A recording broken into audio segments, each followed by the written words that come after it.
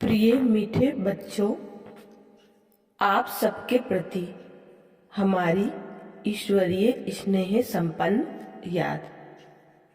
आज तक संसार में अनेकानेक विशिष्ट व्यक्तियों की जीवन कहानियां लिखी गई हैं, परंतु इस चित्र कथा में एक ऐसे अनोखे मानव का जीवन वृतांत दिया गया है जिसके जीवन में एक अनुपम और अद्भुत परिवर्तन आया और जिसने अपने जीवन को संपूर्ण रीति से प्रभु को अर्पण करके प्रभु से सर्वस्व पा लिया। इसमें एक ऐसी निराली आत्मा के जीवन का उल्लेख है जिस आत्मा ने संसार में एक ऐसा कार्य किया जो अन्य कोई भी मानव नहीं कर सकता। यह जीवन कहानी क्या है? यह नर से श्री नारायण अथवा मनुष्य से फरिश्ता बनने का एक मनोहर वृतांत है जिसे हमने वर्तमान जीवन में अपनी आंखों से देखा है। इसमें वर्णित वृतांत ने संसार को एक नया दिशा निर्देश दिया है और अनेक नर नारियों के जीवन को महान बनाया है। जिस असाधारण मनुष्य की विचित्र जीवन कहानी का यहाँ उल्लेख है, उन्हें लोग स्नेह से दादा कहते थे, परंतु परमपिता परमात्मा ने उनके तन में प्रविष्ट होने के बाद उनको कर्तव्यवाचक नाम दिया प्रजापिता ब्रह्मा। हम उन्हें ब्रह्मा बाबा अथवा बाबा इस मधुर शब्द से याद करते हैं। परमात्मा त्रिकालदर्शी हैं और सर्वज्ञ हैं, अतः उन्होंने करोड़ों मनुष्यों में से एक मनुष्य को चुनकर उसके तन में प्रवेश किया। उनका व्यक्तित्व ऐसा चुंबकीय था कि जो कोई भी उनके संपर्क में आता वह स्नेह और आकर्षण अनुभव करता। दादाजी का कैसा सौम्य स्वरूप, विशाल चमकता भाल, प्रकाश में सुंदर नेत्रों से निरंतर बहती पवित्र प्रेम धारा, स्नेह और लावण्य की मूर्ति, करुणा और प्रेम से भरा हृदय, मधुर मृदुल वाणी। शायद उनके लिए ही किसी ने कहा था, आदम को खुदा मत कहो। आदम खुदा नहीं, लेकिन खुदा के नूर से आदम जुदा नहीं। आशा है कि यह चित्रवार्ता आपको अपने चरित्र को श्रेष्ठ बनाने की प्रेरणा देगी। मीठे बच्चों, आप सबको इस विश्वविद्यालय में ज्ञान योग की शिक्षा प्राप्त करने का हमारा प्यार भरा निमंत्रण है। ओम शांति। तो सुनते हैं ब्रह्मा बाबा की जीवन कहानी। प्रजापिता ब्रह्मा, जिनके द्वारा परमात्मा शिव सृष्टि की स्थापना का कार्य अब पुनः करा रहे हैं।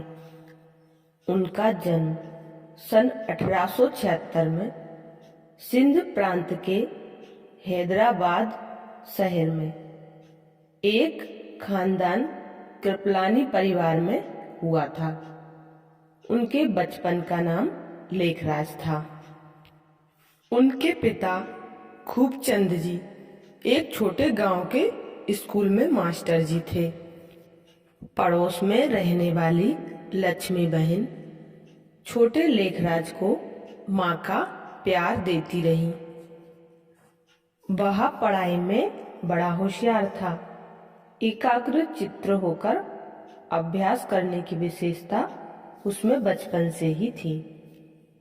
उसमें सरलता और मधुरता के गुण भी थे और उसके व्यक्तित्व में एक अजीब सा आकर्षण था। वह बचपन से ही बड़ों के साथ सदा नम्र और आज्ञाकारी था। बचपन से ही उसमें भक्ति के संस्कार थे। वह हर रोज विष्णु की मूर्ति के सामने बैठकर प्रार्थना करता था। एक बार उनके पिताजी को बड़ा तेज बुखार आया और वो बेहोश हो गए। गांव में कोई वैद्य नहीं था। छोटा बालक उन्हें शहर ले जाने बैलगाड़ी ले आया।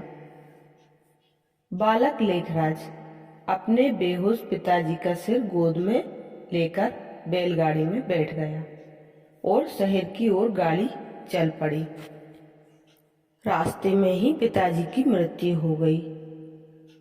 वह मृत्यु के बाद बड़े भैया के साथ अनाज की दुकान संभालने लगा। उनका विवाह जसोदा नामक एक गुणवती संस्कारी कन्या के साथ हुआ। उनमें ईश्वर भक्ति तथा पति परायणता अपूर्व थी। बाबा का सुखी और संपन्न परिवार था, जहां स्नेह और मधुरता का परस्पर व्यवहार था। बाबा कहते, आओ बच्चे, तो सारे बच्चे बाबा से लिपट पड़ते थे। वे बच्चों की परवरिश ऐसी करते मानो वे राजकुमार राजकुमारियां हों। सारा परिवार उनसे संतुष्ट था। वे हर एक के लिए कुछ न कुछ सौगात लाते रहते और बात ही बात में मधुरता से सीख भी देते रहते थे। बाबा को गीता बहुत प्रिय थी। उसका वे नियमित पाठ करते थे। वे यात्रा में भी गीता पाठ अवश्य करते थे। उनको श्री नारायण का चित्र बहुत पसंद था। एक चित्रकार शेष सैया पर श्री लक्ष्मी नारायण का चित्र बनाकर लाता है तो बाबा उसको कहते हैं, चित्र तो बड़ा सुंदर है। श्री नारायण कितने प्रशांत लगते हैं, पर श्री नारायण के पांव दबाती हुई लक्ष्मी का चित्र निकालकर तुम दूसरा चित्र बनाना, जिससे श्री लक्ष्मी का गौरव बना रहे। कलकत्ता में उनका हीरे जवाहरात का बड़ा व्यापार था। बड़े बड़े राजा और रईस ग्राहक के रूप में उनके यहाँ आते रहते थे। बड़े बड़े राजघरानों से उनका घनिष्ठ संबंध था। अतःपुर में भी वे बिना रोक टोक ससम्मान जेवर दिखाने चले जाते थे। वे बड़े सत्यप्रिय तथा धर्मनिष्ठ थे। राजा रईस लोग जब कलकत्ता आते तो पार्टी में शुद्ध शाकाहारी व्यंजन, फल, मेवे, मिठाई आदि परोसा जाता था। बाबा का उन्नत बहाल, उदात्त मुख मुद्रा, दिव्य गुण और प्रभावशाली व्यक्तित्व देखकर राजा लोग कहा करते, लखीराज बाबू, भगवान ने भूल कर दी है जो हमें राजा बनाया। राजा तो आपको बनाना चाहिए था। नेपाल के महाराजा ने एक बार उन्हें अपने यहाँ आमंत्रित किया और उनकी बड़ी मेहमान नवाजी की। उदयपुर के महाराजा ने बाबा का सपरिवार विशेष सम्मान किया। जब तक बाबा सपरिवार नहीं आए तब तक महाराणा ने दरबार रोक रखा। इस प्रकार दरबार कभी रुका नहीं था। एक दिन कोई सुनार अपने 2 बच्चों को लेकर बाबा की दुकान पर आया। सुनार और उसके बच्चों के चले जाने के बाद बाबा ने देखा कि हीरों की एक पुड़िया गायब है। उन्होंने किसी से कुछ नहीं कहा। वे किसी पर कभी अविश्वास नहीं करते थे। बाबा ने सोचा, हीरे की पुड़िया शायद सुनार के बच्चों ने खेलने के लिए ले ली हो, और वे सुनार के घर चले गए। बाबा को अपने घर देख सुनार बड़े आश्चर्य में पड़ गया और बोला, बाबूजी आप मेरे घर? तो बाबा बोले, कोई बात नहीं, तुम्हारे बच्चों को मैं मिठाई देना भूल गया था। सोचा चलो बच्चों को मिठाई देकर आऊं। उधर बच्चों ने बाबूजी को देखा तो उन्होंने सोचा, अरे अब क्या होगा, शायद बाबूजी को मालूम पड़ गया। बाबा ने बड़े प्यार से बच्चों से पूछा, मीठे बच्चे, तुमने खेलने के लिए दुकान से पुड़िया ली थी ना, वह कहाँ है? तो छोटा बच्चा बोला, मैंने नहीं, बड़े भैया ने ली थी, छत के नीचे रखी है, ले आऊं। और बच्चे ने पुड़िया लाकर बाबा को दे दी।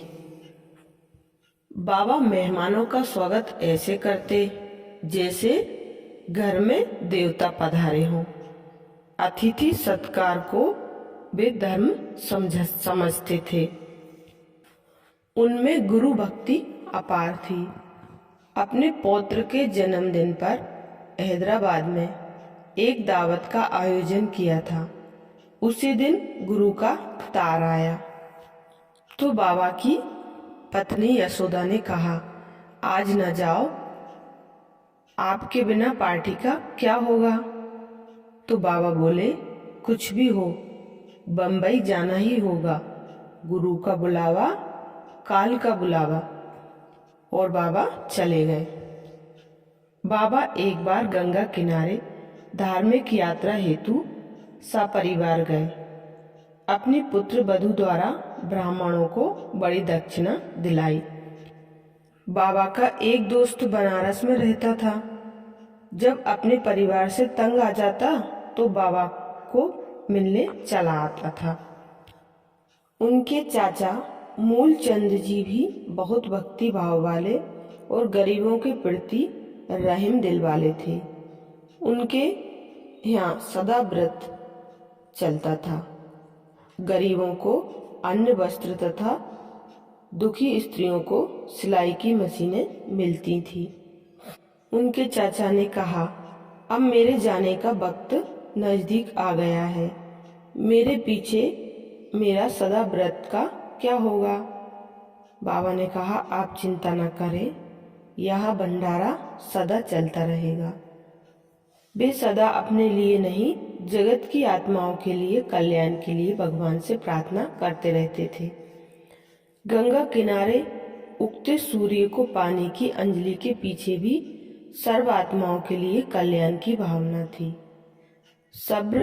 समग्र विश्व की आत्माओं के प्रति उनका सम्मान था।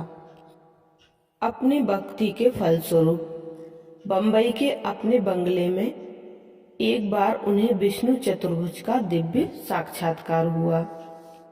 बाबा ने सोचा, यह गुरु का ही प्रताप लगता है। ओहो प्रभु, मैं धन्य हो गया हूँ। बाबा गुरुदेव के पास गए।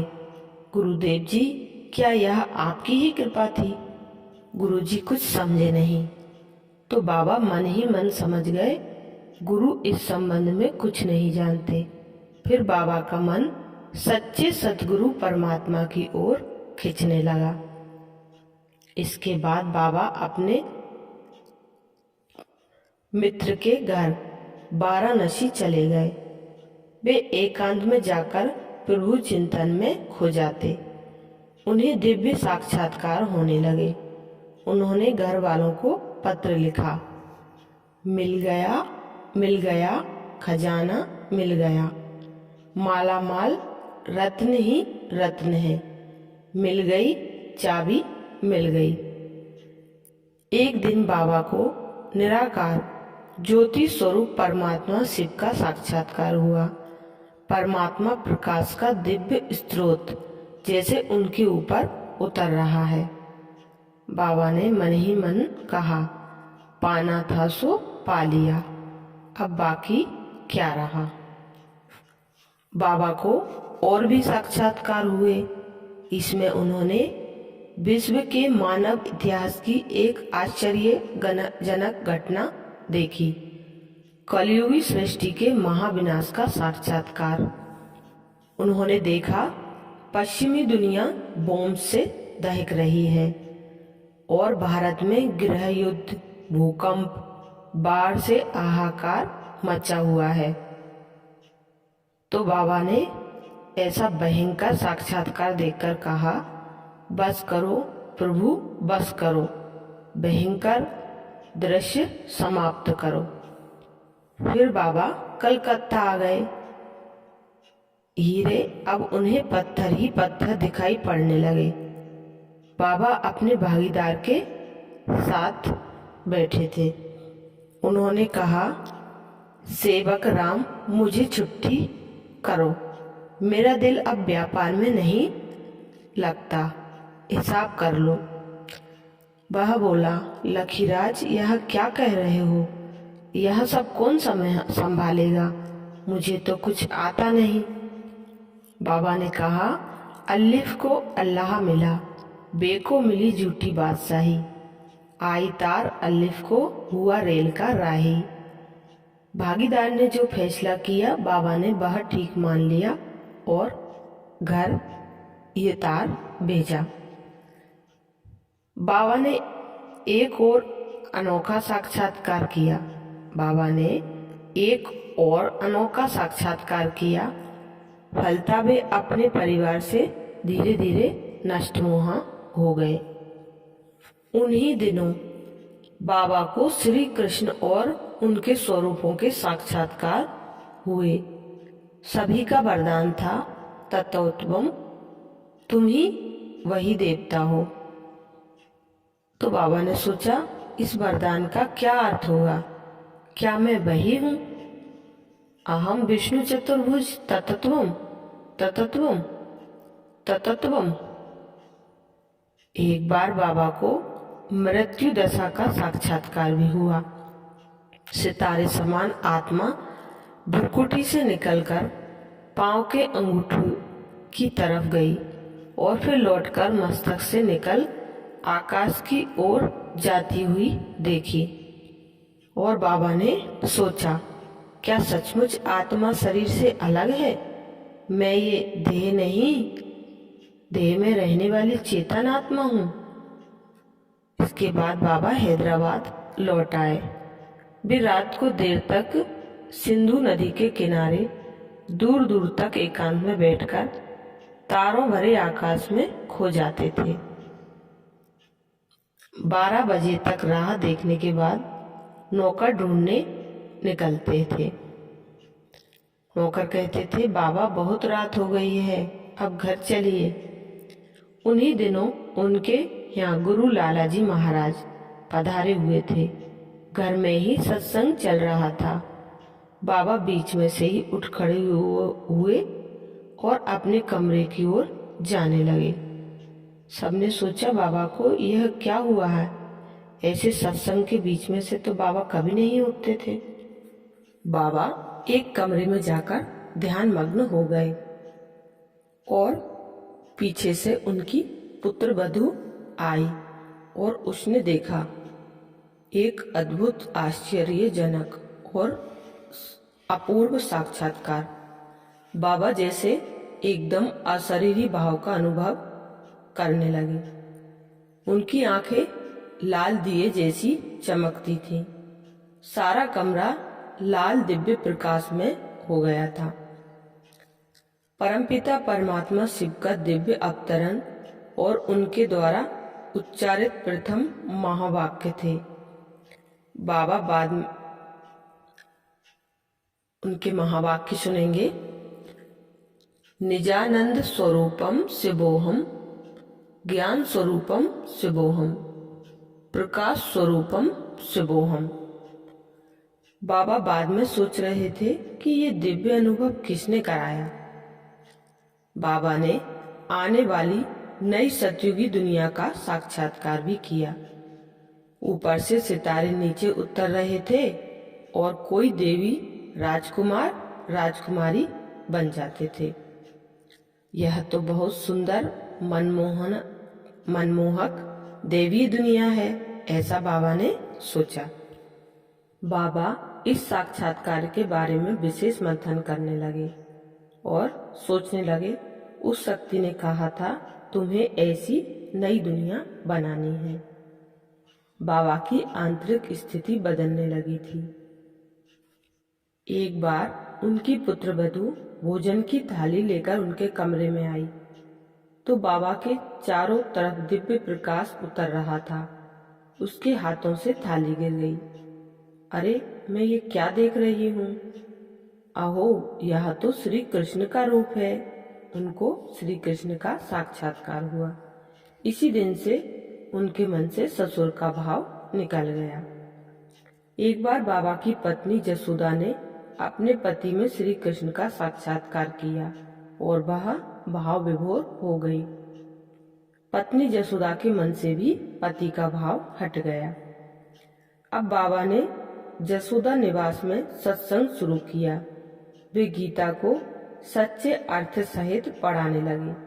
वे बहुत ही तन्मय होकर ओम की ध्वनि बोलते, सुनने वाले ध्यान में चले जाते थे, गहरी शांति का अनुभव करते। लोगों ने सत्संग का नाम रखा ओम मंडली। ओम मंडली में आने वाली कन्याओं और माताओं को दिव्य साक्षात्कार होने लगे। शहर भर में हवा फैल गई। बाबा साक्षात्कार कराते हैं। प्रभु मिलन की प्यासी आत्माएं आनंद मधुर स्वर से गाने लगती थीं। उन दिनों बाबा के स्नेह सौजन्य से आकर्षित गोपी नामक माता सत्संग में आने लगी। बाबा में श्री कृष्ण की भाषणा आती थी। आगे चलकर यही इस यज्ञ सेवा की निमित्त बनती है और आज प्रचलित ब्रह्मा कुमारी ईश्वरीय विश्वविद्यालय की संयुक्त मुख्य प्रशासिका हैं ब्रह्मा कुमारी मनमोहिनी बड़ी दीदी जी। रामा नाम की एक कन्या ने स्वप्न में देखा, मखमली हरियाली वाला विशाल मैदान है। मखमली हरियाली वाला विशाल मैदान है। बाल कन्हैया हंसता हुआ इशारे से बुला रहा है। एक बार वह जब सत्संग में गई तो उन्होंने देखा कि अरे, यह दिव्य श्वेत वस्त्रधारी पुरुष कौन है? सपने में यही तो थे। उसको ऐसा साक्षात्कार हुआ। वह कन्या उसी दिन से इस ईश्वरीय सेवा में समर्पित हो गई। आज आप इस संस्था की मुख्य प्रशासिका के रूप में देश विदेश के 7,000 से अधिक सेवा केंद्रों का संचालन कर रही थी। वह आगे चलकर ब्रह्मा कुमारी राजयोगिनी प्रकाशमणि दादी के नाम से विख्यात हुई। इन्हीं दिनों एक सुंदर और गुणवान कन्या राधा ओम मंडली में आने लगी। वह गीत संगीत और नृत्य में प्रवीण थी। बाबा ने कहा, तुम कौन हो? तुम शरीर नहीं, यह शरीर तो 5 तत्वों का बना है, मिट्टी का पुतला है। तुम एक शुद्ध अविनाशी आत्मा ईश्वर की संतान हो। राधे को दिव्य साक्षात्कार और हुए। राधे ने भी अपना जीवन ईश्वरीय कार्य में समर्पित कर दिया। आगे चलकर यही ओम राधे श्री सरस्वती जगदम्मा कहलाई। यज्ञ की सभी आत्माओं की मातृव्रत पालना और उन्नति की निमित्त बनी। एक ऊंच घराने की कन्या बाबा के पास आई। बोली, बाबा, मैं बहुत दुखी हूँ, मेरा पति मर गया है। बाबा ने कहा, बच्ची, किसका पति मरा? तुम तो एक अविनाशी अमर आत्मा हो। शरीर का पति मर गया, समझा? आत्मा का पति परमात्मा कभी मर सकता है क्या? तुम विधवा नहीं हो। बाबा, अब मेरा दुख दूर हो गया, मैं बहुत खुश हूँ, इतनी खुश हूँ। यह कहते हुए वह ध्यान में चली गई।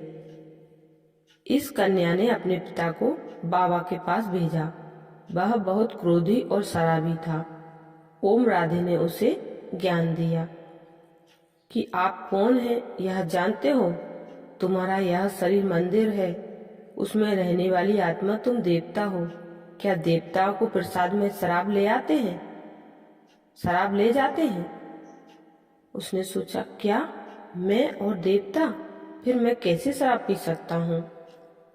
घर आते ही बाद में उस कन्या मतलब उनका नाम था हृदय पुष्पा के माता पिता परिवार सहित ओम मंडली में तन मन धन सहित समर्पित हो गए।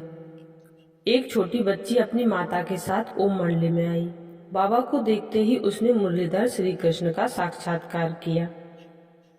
बाद में उस कन्या के शांतामणि था, जिस कन्या का नाम के माता पिता परिवार सहित ओम मंडली में तन मन धन सहित समर्पित हो गए।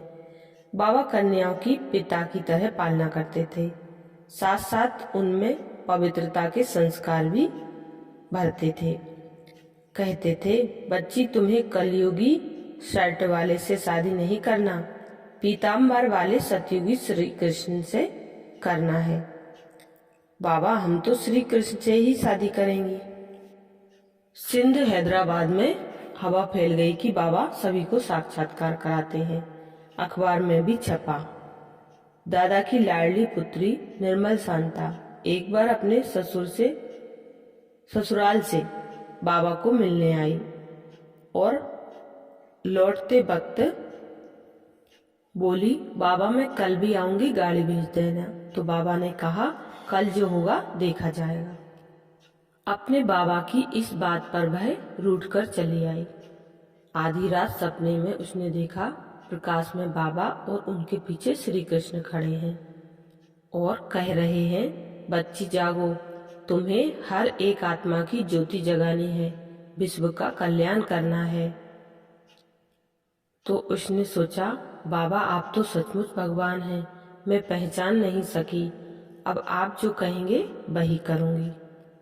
उसके बाद बाबा सपरिवार कश्मीर चले गए। उनकी बेटी की भेंट एक राहगीर से हुई। उसने पूछा, गुलमर्ग जाने का रास्ता किधर जाता है?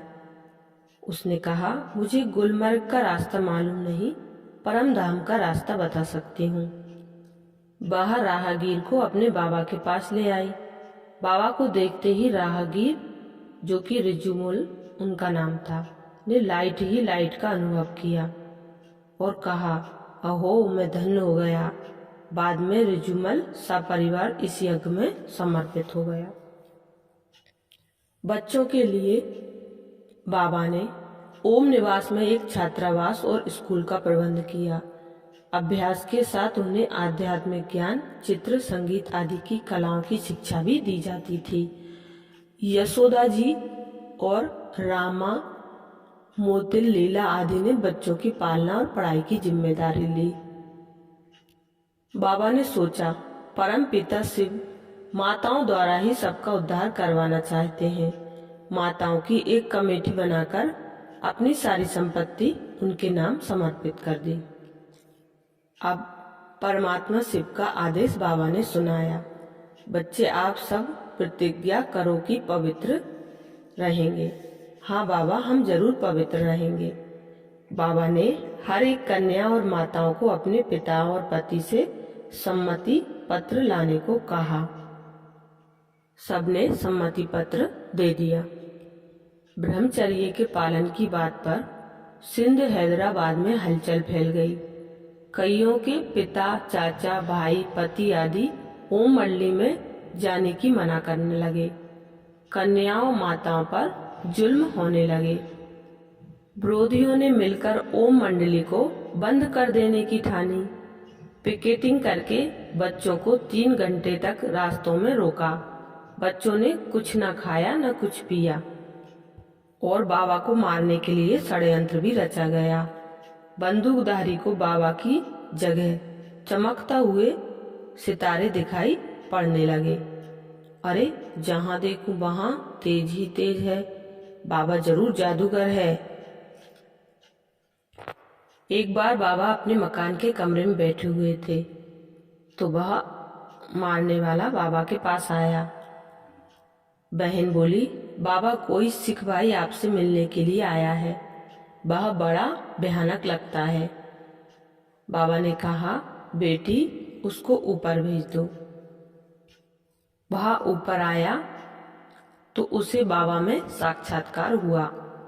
वाह गुरु वाह, बाबा मैं आपको मारने के लिए आया था। बाबा बोले, सदगुरु एक शिव बाबा है तुम उनकी संतान आत्मा हो। सत्संग भवन लाखा भवन में विरोधियों द्वारा आग लगा दी गई। बहनों द्वारा योग बल सहित प्रतिकार हुआ। बहनें बोली, जाको राखे साइया, मार सके ना कोई। 1938 में बाबा कराची चले गए। बाद में कन्याएं, माताएं और कई अपने परिवार सहित कराची पहुंच गए। अंतर्मुखी बनकर एक रस अवस्था प्राप्त करने के लिए बाबा यज्ञ बत्सों को सागर किनारे पर ले जाते। सुख, शांति, आनंद और प्रेम के सागर से सभी के मन के तार जुड़ जाते थे। विरोधियों ने अपनी बहु बेटियों को वापस कब्जा लेने के लिए ओम मंडली पर प्रतिबंध लाने के लिए कोर्ट में केस दाखिल कर दिया। ओम राधे सरस्वती जगदम्बा ने कोर्ट में निर्भय होकर झूठे आरोपों का पर्दाफाश किया। ओम राधे बोली, बाबा द्वारा हमें परमात्मा का सच्चा ज्ञान मिलता है। तो जज ने उनसे पूछा, आप सब पवित्रता क्यों चाहती हैं? ओम राधे बोली, पुरुष अगर अपनी पत्नी को विधवा बनाकर बच्चों को अनाथ छोड़कर परमात्म प्राप्ति के लिए ब्रह्मचर्य की पालना कर सकता है तो हम नारियों को पवित्र रहने का अधिकार क्यों नहीं? धीरे धीरे इस रुद्र ज्ञान यज्ञ में कई भाई बहन समर्पित जीवन का दिव्य अनुभव करने लगे। इनमें बाबा का लौकिक भतीजा विश्व किशोर, आनंद किशोर, विश्व रतन, चंद्रहंस आदि आते गए। यज्ञ वत्सों की संख्या 350 हो गई। ईश्वरीय आदेश अनुसार बाबा यहाँ बसों सहित कराची से ससम्मान विदा होकर भारत में ओखा बंदरगाह के लिए रवाना हुए। फिर यहाँ से ट्रेन से आबू पर्वत राजस्थान पर आए। 1950 में आबू पर्वत पर सारा यज्ञ परिवार भारत के राजा की ब्रजकोठी में आया। देलवाड़ा के सुप्रसिद्ध मंदिर में स्थित तपस्वी मूर्तियों का राज भी बाबा बच्चों को समझाते थे। दूर पहाड़ पर बाबा के साथ कतार में जाते हुए श्वेत वस्त्रधारी ब्रह्मवत्सों को देखकर राहगीर भी स्तंभित रह जाते थे।